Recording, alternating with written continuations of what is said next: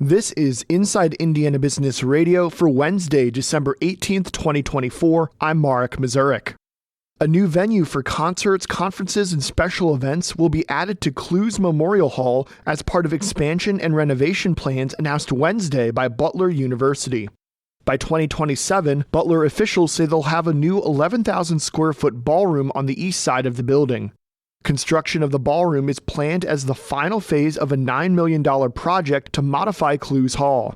The hall is a 61-year-old performance venue known for hosting touring productions of Broadway musicals and comedians.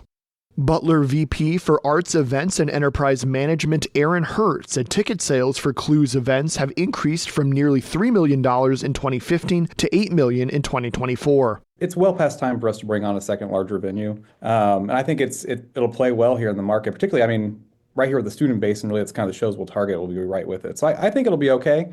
It's interesting though, we've been talking about another venue for a while now, multiple years. So it's just finally it's great to actually get it out there in the bloodstream and have people know what we're doing. The first three phases of renovations are scheduled for 2025. From June to October of next year, Clues Hall will be closed for construction. Construction will include converting balcony seats into suites and restrooms, adding loading docks, and upgrading the stage area. In southern Indiana, a series of projects are underway to increase access to childcare thanks to Ready Grant funding.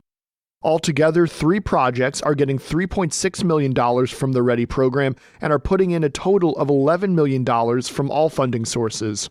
The Scott County Family YMCA is converting an abandoned pool into a new daycare facility that will have 10,000 square feet of space along with a playground. Meanwhile, the Washington County YMCA is creating a new child care space which will add 50 seats for kids up to 3 years old, as well as a community center. And just north of Jeffersonville, River Ridge Learning Center is investing almost $5 million for a new early childhood education center that will add 150 childcare seats for kids under 5. From the #1 source for Indiana business news, this is Inside Indiana Business Radio. To succeed, you need to stay informed. You need to be engaged. And let's face it, you need to set yourself apart from the rest by connecting with a company that brings you the best. Because in today's environment, business is an ever-moving target, and we'll help you chase it. IBJ Media. The best of business is in us. Get started at ibjmedia.com/youngprofessional. Manufacturers in the South Bend Elkhart region are taking full advantage of Indiana's manufacturing readiness grants.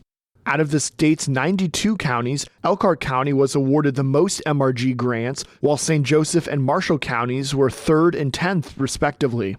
Launched in 2020 by the IEDC and administered by Connexus Indiana, the MRG program reimburses companies which make capital investments in manufacturing.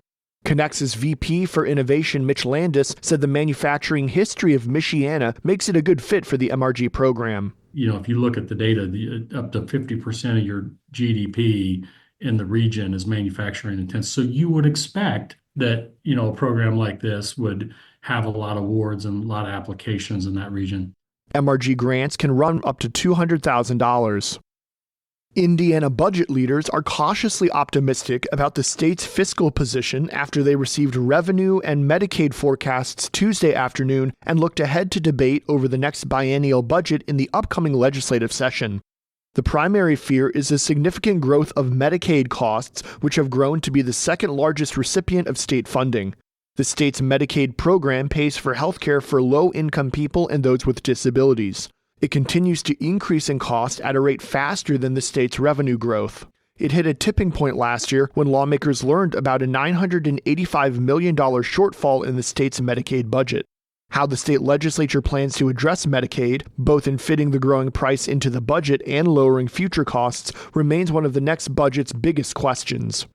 Senate Appropriations Chair Ryan Mishler said Tuesday that the state is in a good place, especially since lawmakers are aiming for a flat budget and are aided by strong reserves. However, he said he's never approached budgeting by starting with Medicaid and then working backwards from there.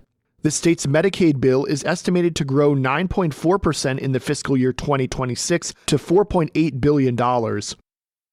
Longtime Roncalli High School president Chuck Weisenbach is this week's guest on the Business and Beyond podcast, hosted by Gary Dick, presented by PNC. A weekly conversation with high-profile Hoosiers in business, sports, entertainment, and beyond.